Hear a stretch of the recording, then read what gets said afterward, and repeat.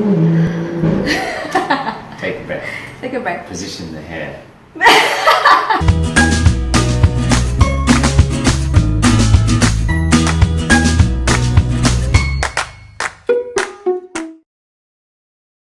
Hello, welcome back to another live session with me, Zia, and my handsome husband. Kumana. That's very subjective, handsome. Yeah. Let's just go with Kumana.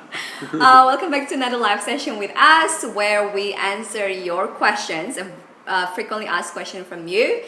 And then we will answer it for the next 30 minutes. For the first 20 minutes, we will share and talk. And then the next 10 minutes, we will answer your questions. So, what is that? So if you have any questions that come up, write them down as we go along. And then we will answer it at the last 10 minutes. That's why we have the timer here, stopwatch here, because last time we were like over time. That's me.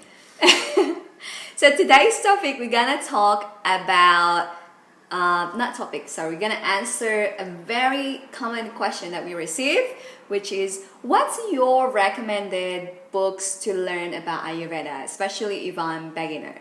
So we have many, so we kind of down to it to 5. It was a hard decision to take it down to what is the 5 best. Especially the last one, the 5th one, like, oh, should we choose this, should we choose that, this cookbook, this one, this author. But yeah, we made it to 5. So, you ready? I'm ready. Ready.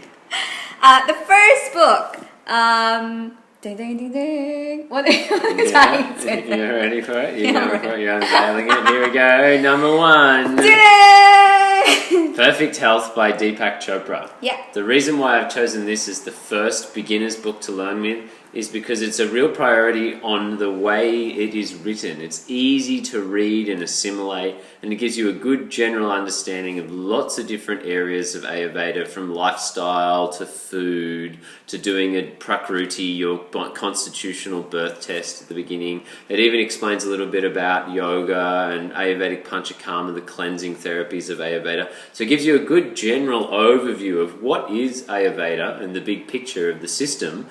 And yet, it's very easy to read. Deepak Chopra is not an Ayurvedic doctor, and he spent a lot of time understanding the Western mind and how we think. It's a great, easy-to-read book that tells you quite a bit about Ayurveda from a big general perspective. Cool. So I would say that because many people who I knew that they into Ayurveda, and then they went to Ayurveda class with Ayurvedic doctor, and then they were like, Ayurveda is not for me.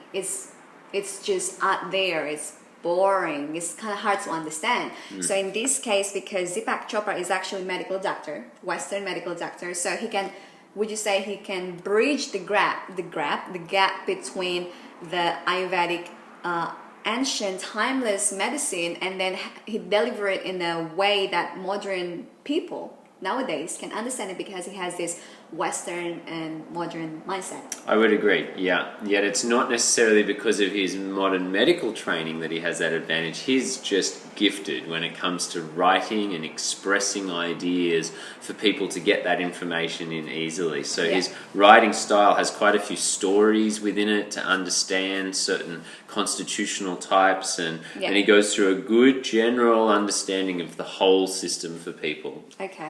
Next book. Number 2 book. Number 2. I think this Best one. for beginners. I think this one, you also need to explain a little bit about what it means on the title. Yeah. So to start with, this book, I actually inherited. I was given this as part of a library a long time ago when I was like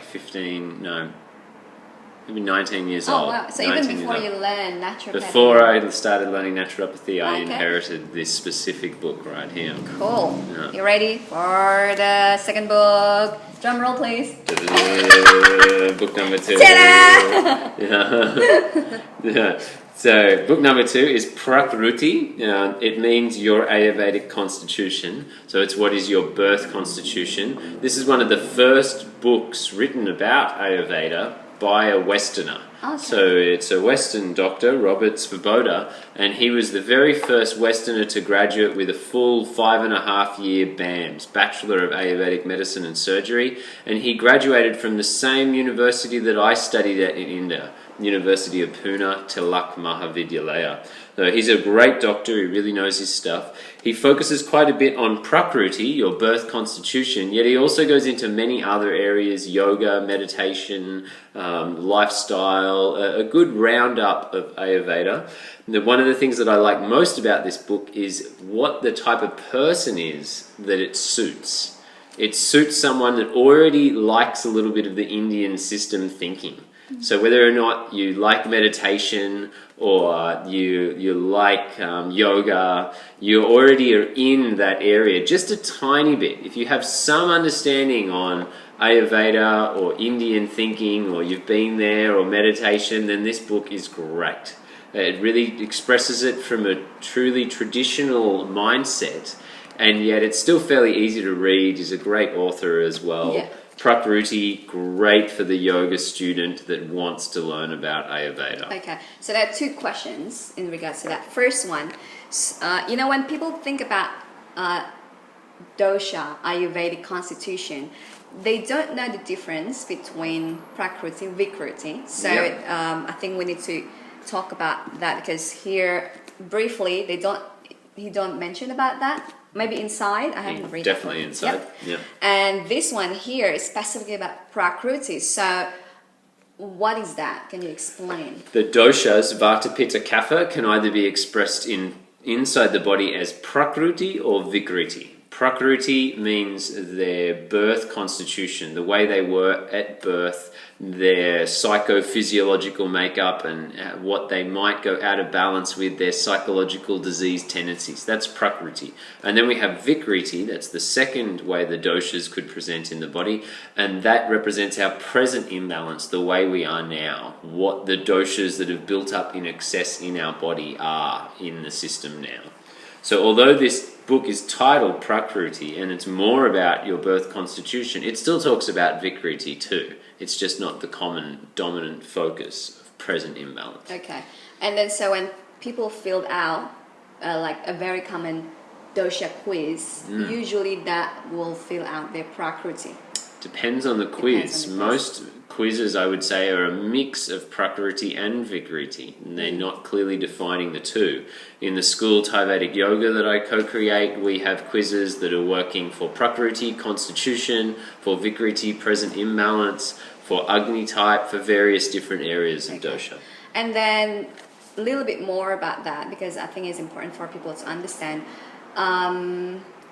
Vikriti, Prakriti. So Prakriti is your type where you were born, your constitution where you were born. Actually, when you were conceived. That's right. Yeah. That's difficult, eh? Yeah. And then Vikriti is your constitution. It's a current constitution, and if there is some constitution imbalance. Imbalance. Yeah. So if there is a difference between your Vikriti state and your Prakriti, that shows that you need to work on that. There is some imbalances. Can you explain more on that? Prakriti is your birth constitution state. It's what may go out of balance. Vikriti is what is presently out of balance. It's the priority order of treatment. Exactly. As an Ayurvedic doctor, you'd be looking at both and you'd be going, oh, what's the Prakriti? What's the birth constitution? How is they different to someone else? How are they different to someone else? And what's the present imbalance? What are their genetic makeup, Prakriti? What's their present state and what's happening to them now, Vikriti? Okay.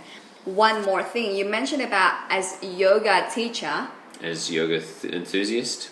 Enthusiast. Yeah. It's very important to understand Prakriti, why that is.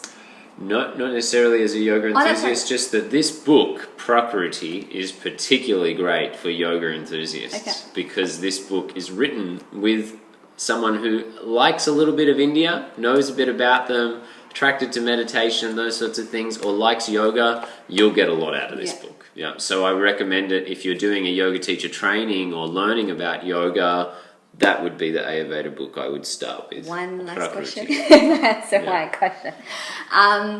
Like in Ayurvedic school, like you mix yoga and Ayurveda, because nowadays when people think about yoga, it's the exercise, it's asana. Yeah. That's why you mix Ayurveda, because, well, this Bikram yoga might actually be imbalancing for you because your Prakriti or your Vikriti is this and this. Can you explain more about that? That's what I would like to touch more actually. That yoga as it is now has a lot of physical exercise and movement activity to it, and in the traditional Vedic sciences this would come under the domain of Ayurveda more, physical activity and movement and exercise, because then it would be individualized. It would be given differently to different people depending on their needs and the time of day, and those things come under the domain of Ayurveda.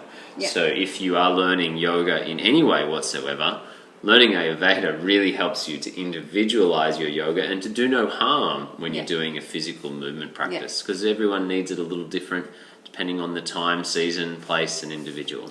We already talked about that just briefly, about finding the right exercise for different body types. So if you go to our YouTube channel, there will be a video that goes through that, what type of exercise that is good for this kind of body type. Anyhow, that's the second book. Prakriti by Robert Svoboda. And then the next one. Book number 3. Ready for drum roll? Ta-da! Ayurveda, the Science of Self-Healing. This is by Dr. Vasant Lad. Dr. Vasant Lad is a professor at the university that I used to study at as well. In fact, he was one of the teachers of Robert Svoboda when Robert Svoboda was studying there a long time ago. And it was the relationship between Robert Svoboda and Vasant Lad that brought Vasant Lad back to America. Robert Svoboda invited him, and I don't know the exact story, but basically Vasant Lad is Indian, and he is the most well-known teacher of Ayurveda throughout all of North America. If you're living in North America and you're interested in Ayurveda, then you definitely need to check him out and go down and see his center possibly. It's New Mexico? New Mexico, Albuquerque.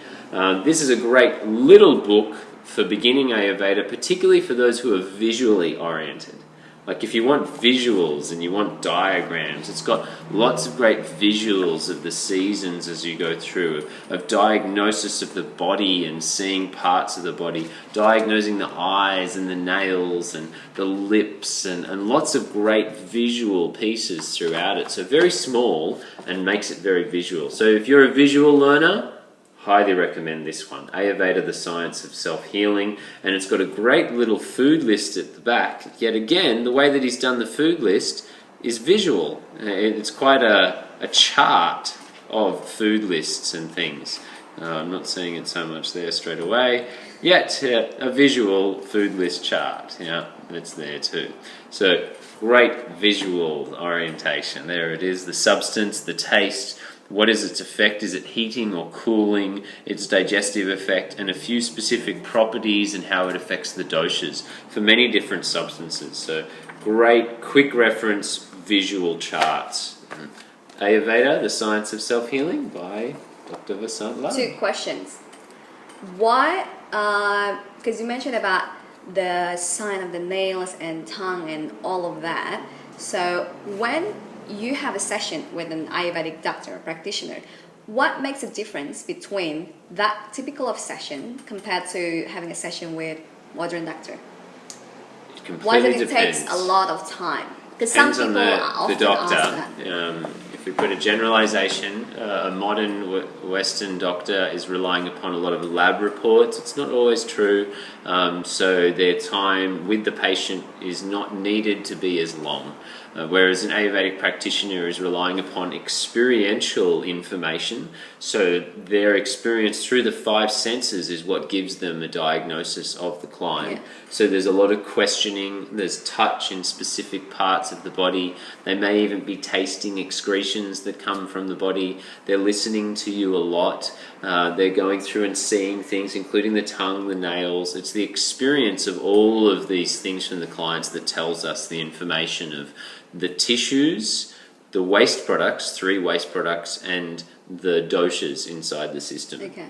Yeah, it's because I receive a lot of questions from people who are new to Ayurveda, and then they're basically asking, what do you get out of Ayurvedic session? First, there is a different kind of content between the session, and then after the session, what does people, or at least your client, usually get compared to get a pharmaceutical medicines? Again, it completely depends on the Ayurvedic practitioner. A very Ayurvedic question, answer. Is It always, depends. It depends, yeah. So it depends on the Ayurvedic practitioner and the needs of the person at the time. It's a completely holistic system. So it could be the mindset, it could be a meditation, it could be a mantra, it could be a food and a substance, it could be an exercise practice, it could be surgery. Ayurveda used surgery as well. It could be toxic poisons to kill off a certain thing inside the body, just like pharmaceutical would use chemotherapy or something. So the scope is very broad on what therapy could be applied. Yeah, which just means, as I would say modern medicine as well. I wouldn't like to make a vilify there. They can go in all directions and it can be amazing too. Which is why it can be used as complementary to modern medicine. That's right. Compared to, I don't know what, because some people will try to like, oh, traditional medicine is good. Great or, for everything. Yeah, I would say traditional medicine's amazing for chronic imbalances. Anything that's going long term or to prevent disease. Allopathic modern medicine's great for emergency situations. Which is something that I think, for me personally, I can bond so easily with Ayurveda, because it's not about this is good, this is bad. Because most people who are into traditional medicine or natural medicine will say, oh, this is bad. But everything from Ayurvedic perspective is both good and bad. Everything depends on time, season, place, and the individual. If we really understand Ayurveda, it's actually not Ayurveda or modern medicine. It's Ayurveda as a system to understand all medicine. Modern medicine comes in as part of Ayurveda, really. Great, so that's the third book. The fourth book, you ready? Drum roll. Fourth book, here we go. It's a little bit thick, this one. Yeah. Ta-da! So now we're getting out of just general, A little bit thicker. general books that are going to teach you a little bit about all parts of Ayurveda. This is again by Dr. Vasant Ludd, who has the school in The America. same one with so this? same one as this. Small little visual, great little flip reference. The reason I chose this book is because it has an A to Z for imbalances in it. So you can look up at any point, and I've just opened, and here we are on brittle nails. Oh, perfect. We just talk about that. What happens if you've got brittle nails? And it'll read about what it does from the Ayurvedic perspective. Ooh, what are they looking at with brittle nails? What tissues in the body do we mean? What doshas might affect it? And then it'll look at supplements, whether there's minerals here or herbs or other things to help with that. So then we could look at bursitis. This is an inflammation within inside the joint of a body. So we could look up conditions. It's great to learn Ayurveda based on now applying it. First you want one of the other books to go, oh, that's the generality of the system. Yeah. Yet if you really want to learn Ayurveda, please don't read one book and go, oh yeah, I know it now. I've read at least 30 different books and I continue to learn and learn and learn, because every time we learn it, we get to see it from a different perspective and we get a clearer image then.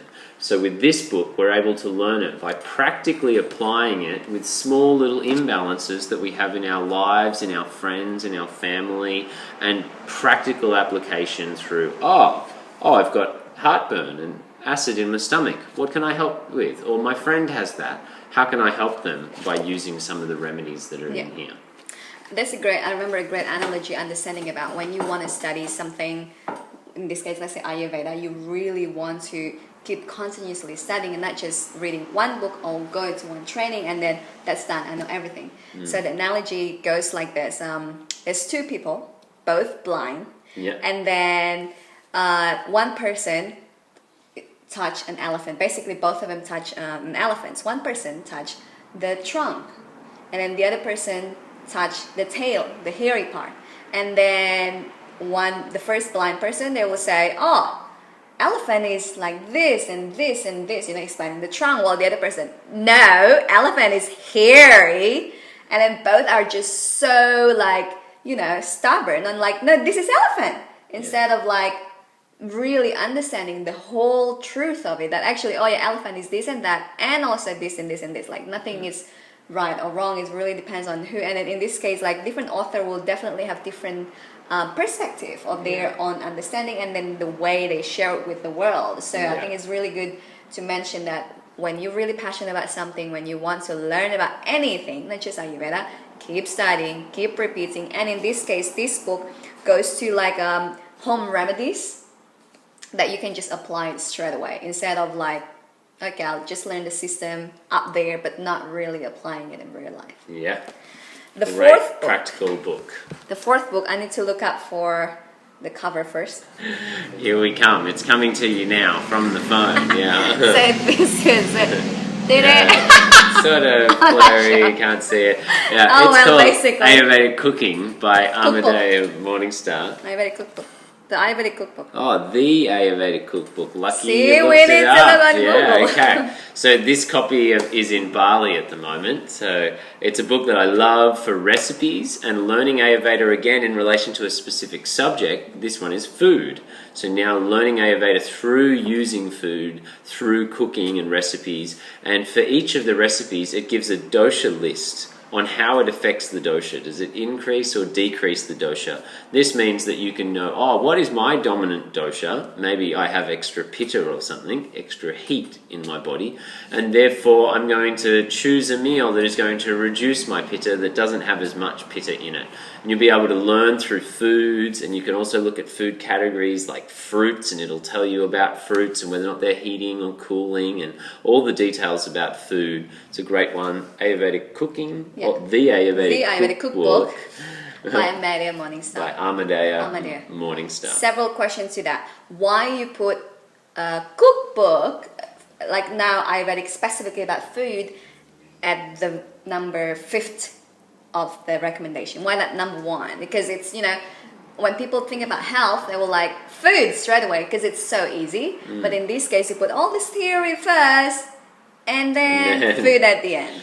Because when it comes to Ayurveda, the most powerful medicine, they believe, is actually the mindset and the lifestyle. So it's the same with anything in life. If they're really powerful, mindset and lifestyle, we need to encourage and understand them first. Ayurveda has some incredible gifts and wisdom to teach us with mindset and lifestyle. So the other books focus on the whole system of Ayurveda rather than just on food as substance, which a lot of people tend to micromanage and probably excessively work through their food rather than looking at the other areas of life first, which are very important, mindset and lifestyle. Yeah.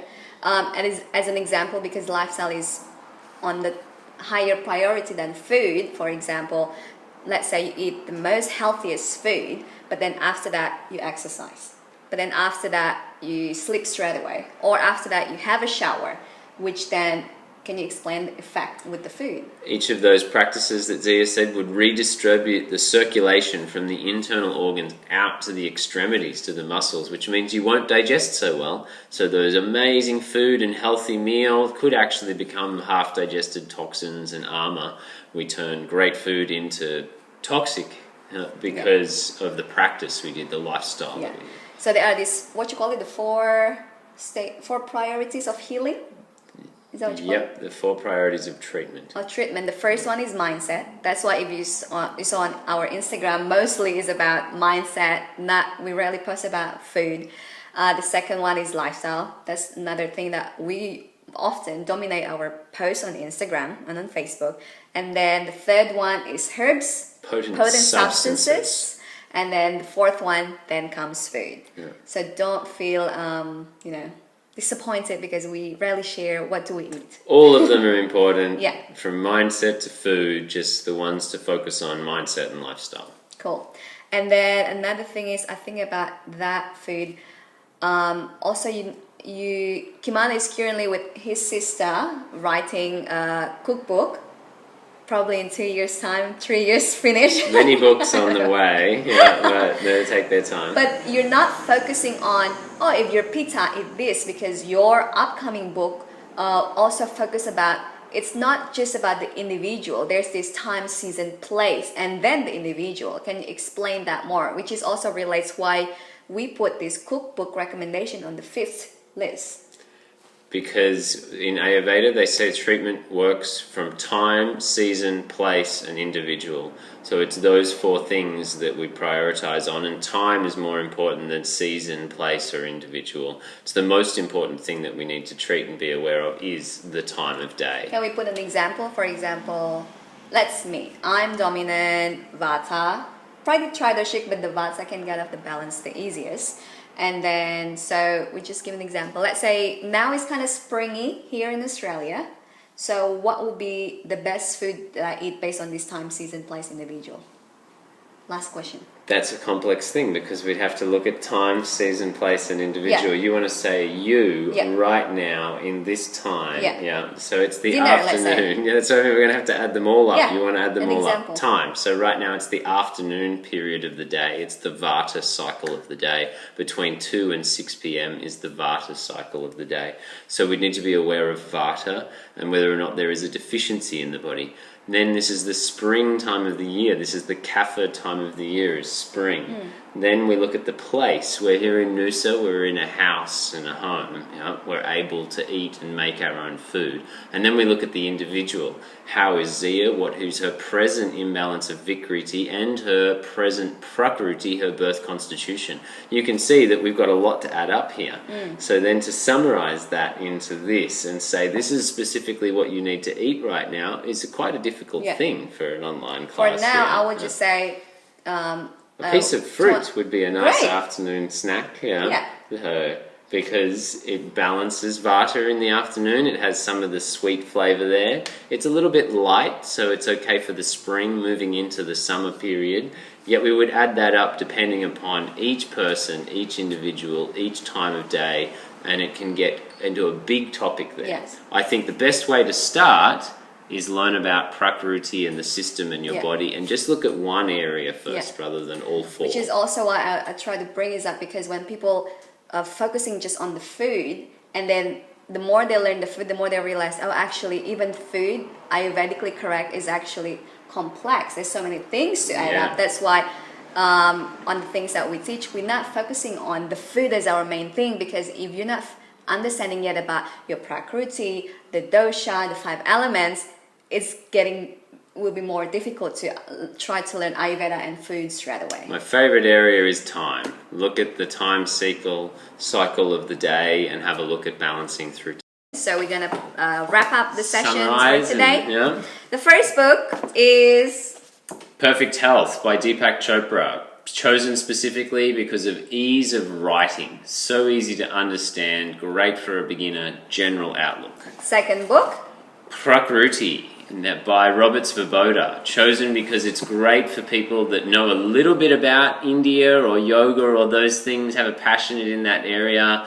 Great writing, also a wonderful beginner's book, but good if you already tiny bit about Ayurveda or like yoga. Good if you know nothing and you're a normal Westerner. you want to look at this camera? Oh, different camera. Okay, yeah. Next one, Ayurveda, the Science of Health Healing by... Self-healing. Self-healing. Self-Healing by Dr. Vasant Lad. Yeah, great for visual people. And then Ayurvedic Home Remedies, the complete book of Ayurvedic Home Remedies. Again, Dr. Vasant Lad. It's got a good quick reference guide for conditions, A to Z for conditions. And the fifth book, we only have the cover here on somewhere, I'm not sure it's good. The Ayurvedic Cookbook by Amadea Morningstar, great for recipes and food. Great! Thank you so much for joining us this week. Next week we'll be back for another topic. We're going to talk about the 5 elements in relation with the environment. So what is that? So basically, in summary, how to find the most ideal environment to live depends on your Ayurvedic constitution. And maybe not even live, maybe just balance yourself through medicine and understand that all 5 environments are necessary. Yeah. Are you getting all 5 of these environments into your year or life? And when you're consciously in those environments, are you using them for medicine? If you'd like to study more, I'll be teaching with the Thai Vedic Yoga School and 4 other incredible international teachers in a month-long live-in event in Bali, Dragonfly Village. It's an amazing spot in the rice paddies. We'll have views of Mount Agung erupting from a far distance away, so it'll be safe for us with beautiful magnificence, we hope. And that training will cover a lot of areas of Ayurveda, And teaching some you of these books personal are healing. the one that was prerequisite for the students to study Yeah, at the some of beginning. the books are prerequisites for the students. So if you're interested to learn more, yoga, Ayurveda, Thai massage, body work, come along and you can find out about that on ThaiVedicYoga.com. Thank you so much for watching. We hope the session for today give you benefits as always. Yeah. Talk Great to to you share again. with you all. All the best. Talk to you soon. Namaste. Bye.